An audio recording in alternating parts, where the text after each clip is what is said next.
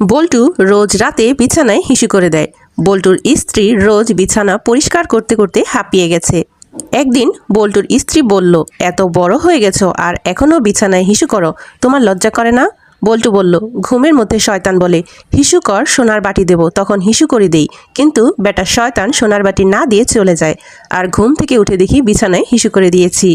এটা শুনে বল্টুর স্ত্রী বলল, আজ যখন শয়তান সোনার বাটি দেওয়ার কথা বলবে তখন বলবে আগে সোনার বাটি দে, তারপর হিসু করব।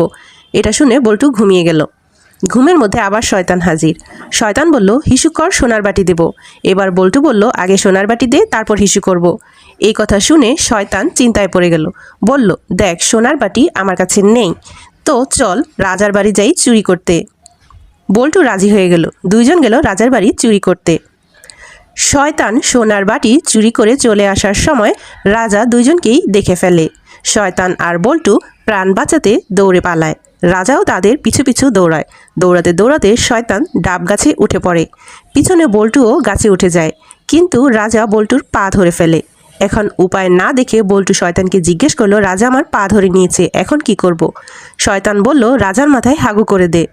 বল্টু শয়তানের কথা মতো রাজার মাথায় হাগু করে দেয়। বাকিটা ইতিহাস।